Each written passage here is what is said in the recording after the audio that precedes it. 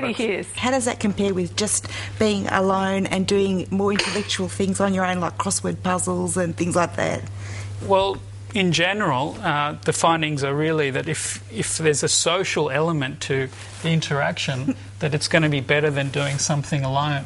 That's interesting, because so people think crossword puzzles and they think those sorts of things. So you think that combination is better? I think it needs to be challenging. I mean, it has to be something at the level of learning a new language, learning a new dance. That's the kind of demand level which is going to really drive all these neuroplastic processes, rather than something fairly simple like a crossword. Well, it depends on the crossword. Coming up, we're going to look at whether high intelligence comes at a cost. That's next on Insight.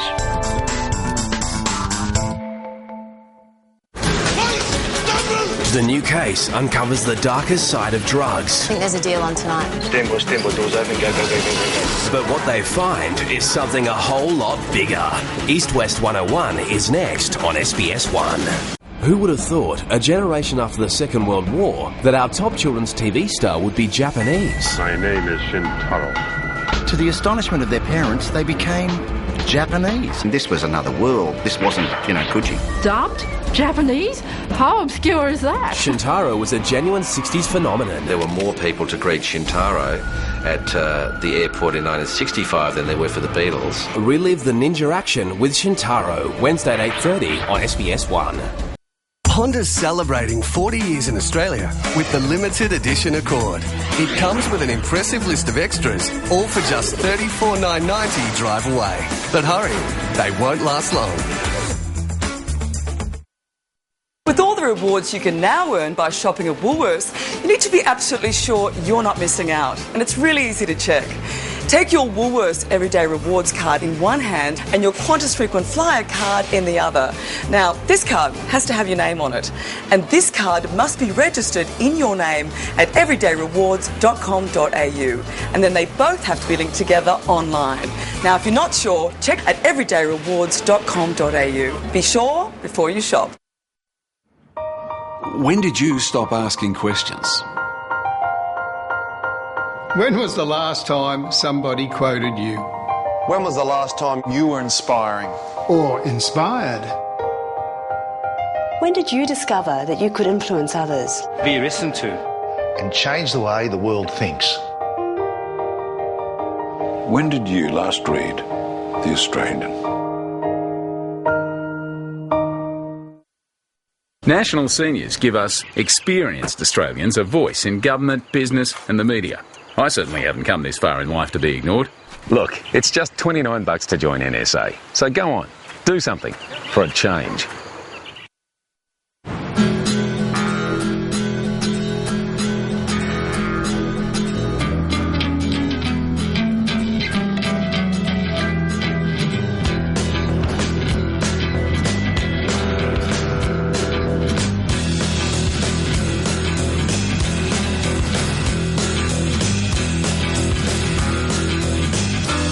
The new 2010 Discovery 4.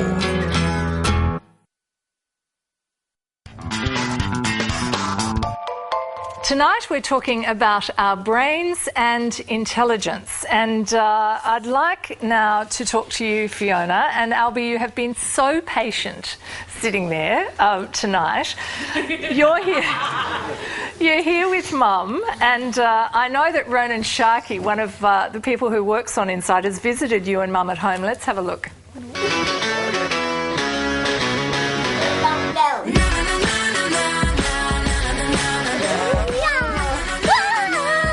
My daughter's name is Albie and she's 6. She's currently in first grade. Still a waxer, I got my work moves and I need you. Last year we had her IQ tested. It was 134. We think it's higher, but it's hard to get the range at that age. Working out. Harry Potter is about the boy called Harry Potter. His mum and dad died from Voldemort. His whole family died from Voldemort's an evil person. Albie loves to read. I usually find her in the mornings down on the couch with a book in hand. There's usually books in her school bag. There's usually books in the car, books in the bed, books under the bed, reading while we're going to school. you know, it is something that she does a lot of and that she really, really loves to do. So what are you reading here? Nothing. Nothing. No, it's nothing. Yeah. So what are you doing now, Albie? What's a little wormy thing? Yeah. And that was my coffee cup, but anyway. I'm gifted. My mum said so. This is my model house plan. Yeah. I'm using paddle pop stick and cardboard. From the house, it walks straight into the kitchen. Then you'll go up the stairs to the bedrooms and up these stairs into the attic. She has trouble concentrating in class. She can be disruptive. She has not been able to, I guess, follow the instructions the way the other children do, or necessarily follow through in the same way. And she's certainly keen to interrupt and always put her opinion forward. This is a book. When I went to Paris, I went to the Louvre. Lost her several times in the metro in Paris because she's convinced that she can find her own way back. So, you know, she'd just stop and talk to buskers because that was more interesting than actually catching the subway. So it's a little terrifying at times because you've got to keep a constant watch wherever you are. Fiona, how was Albie managing to speak to the buskers in Paris? I think she just picked up bits and pieces along the way. I mean, my understanding is a lot of kids are quite good with languages at that age, and if you sort of immerse them in that environment, which is what we did because we were there for 6 weeks, they will actually just sort of pick up quite a lot on their own, which is what she was doing. Now, why did you test her IQ? It was actually a really good deputy principal at the school who said it's got to be more than just behaviour issues. There's got to be something driving it because she can be a really charming, lovely child, but she can also be a horror. And she is quite bright. So we went and had the testing and lo and behold, the deputy principal was right. So is she topping the class? No. That's a really interesting thing. A lot of these kids are actually underachievers. So girls in particular will camouflage because social skills at this age are way more important than coming top of the class. And so they'll essentially dumb themselves down to fit in. And I think to a large extent that's what she's been doing. Albie, do you get in much trouble at school? No, you can answer. No? Okay, you don't want to answer. How do you get on with the other kids at school? Fine. Fine. And do you get in much trouble at school? Do you get bored at school? I don't get to school. Okay, she doesn't want to talk about school. Fiona, I just wondered whether you might be one of those mothers who thinks their child is gifted. I mean, the question marks about this. You know, everybody wants to believe that their child is brilliant. No. Having spoken to a whole heap of parents of gifted kids who have all been IQ tested, it's actually, in a sense, it's almost a disability because these kids have, sometimes they're physically 6, they've got a mental age of 10, but they've got an emotional range somewhere nearer to 9 or 8. So they're kind of out of sync, and the school system caters for kids at a chronological age. So when you don't quite fit in, they don't quite know how to deal with you. I would actually think that she would be happier, and I would prefer if she was just a really bright kid who did well at school and wasn't gifted. And there's now a suggestion that there might be behavioural issues, that there might be... Yeah, what she's had recently is what's called a dual diagnosis, where they think she has giftedness as well as maybe ADHD, and so those factors can kind of be quite complicated because the symptoms of both are quite similar. So teasing out what's driving her behaviour can be quite problematic. Okay, I noticed Tiara and Joel were both nodding their heads at a couple of points in that. Why? Why were you nodding, listening? I could relate to Albie so much. Like, I was also the kid who had books everywhere. I taught myself how to read as a kid, and I used the computer since I was 2 years old. I was still in my dad's management magazines because that was the only thing in the house sometimes. And, like, I grew up in Malaysia where intelligence is forefront, education is the thing. So, you didn't have so much the pressure to dumb down, but everyone's making you do the test really well. And I always found school to be a bit of a challenge because I love reading, I love learning, I love doing stuff online, but school wasn't giving me enough of a challenge that way. It was memorize everything, and if you try to learn something outside that, teachers go, no, that's not important. Okay, Joel, what about you? Why were you nodding when you were listening? Well, similarly, I enjoyed doing maths problems. I did that for recreation, and that so wasn't the cool thing. Weirdo. I was such a geeky kid. But, it was very much, I did not fit in. I didn't play a lot of sport, didn't do all those sort of things. And it wasn't till I got to university that I suddenly started hanging out with people where it was actually cool to do physics and to talk about this stuff. And you would spend lunch hours arguing about these. So did you dumb yourself down? No, I never did, actually. Was it tempting to do that? It was a little bit, but I probably wouldn't have been able to. I wouldn't have been able to sort of fake that interest in Neighbours or whatever. Careful. Nothing personal. But I was always very solitary. I enjoyed being on my own, and I was fine with that. Okay, Con, how often does a high IQ come with other issues? The downside? Well, look, I think one thing that we know from IQ research is that people of similar IQs tend to find friends together. So once you go up the IQ range, if you like, so if you go up to 130, 140, 150, you're in the sort of top 1, 2, 3% of the population.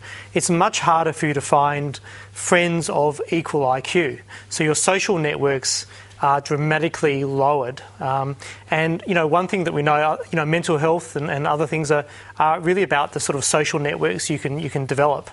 Having a high IQ doesn't predict your happiness, for instance.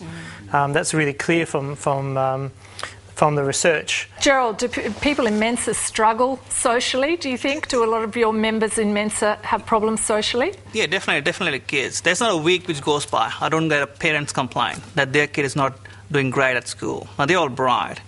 And Con is correct as well when he said people with similar ability tend to bond together.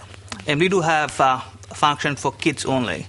And we do find kids with disability find friends in those social forums.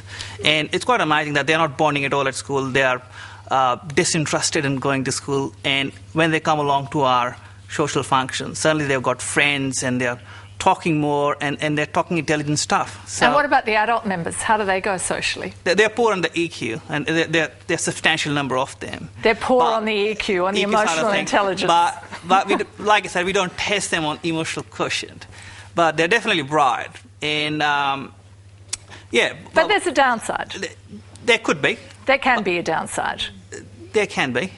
But what I'm suggesting is it doesn't mean that if you got high IQ, necessarily means you got a lower EQ. You can have both on the higher side. Robin, do you think there's a trade-off with some of this? I certainly think there is. I think my field has led me into the area of Asperger's syndrome, where predominantly I work with a lot of very bright people, a very idiosyncratic IQ profile, so strengths in some areas and weaknesses in other areas, and one of their biggest weaknesses is their social skills. They struggle socially. But if you have a high IQ, can you learn emotional intelligence? Well, you can, but you learn scripts, what I call social scripts.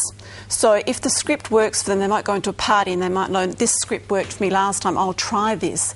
But if the script deviates in some ways, then they might struggle. So, for example, I was at lunch one time with Temple Grandin, who's a famous person with autism. She was expecting her taxi in 10 minutes. It arrived early. She just got up and left. There's no goodbye or anything because the plan was interrupted. So if it goes to plan, I think the extent to which your IQ can compensate for that is really important, and that probably is IQ dependent. Okay, can you relate to that, Michelle? Absolutely. I spent the last 10 or 20 years of my life doing that and practising scripts and watching a lot of TV, watching people interrelate to try and learn that, because I found it so hard to do. And I would actually quite happily trade, 10 points off my IQ for an extra 10 points of that social confidence. What is your IQ? When I did the national TV test a couple of years ago, I think it was about 150, a bit higher. Once again, I'd rather not say how high. And Con, you were involved in putting that test together, yeah? That's right, yes. So 150's right up there. That's about the highest we could measure with a test like that. Okay, very, very interesting. You wanted to say something, Philip? Yes, it's interesting. We see a lot of the similar patterns in the business environment. So a lot of senior executives can be really good at conceptualisation. They'll pick up things like that. But at a meeting, what they'll do is they'll get the other person's idea so quickly they'll chop them off halfway through. So their social leadership skills actually prevents them from going up to the very senior level of it. But there's ways that you can see what's causing the social leadership problems to change that and help lift that. Okay, so Wayne, what's important when you're hiring people? I think I look for someone that's adaptable. I think intelligence is important, but I think you've got to be adaptable. And I think that some intelligent people, are very... can be just, looking in one direction, but you present them with a number of problems that they can maybe solve one, but they're unable to solve the others because that doesn't come into their sphere of thinking. We are going to have to wrap up. We're running out of time. Simon, I just wanted to ask you, you really excelled at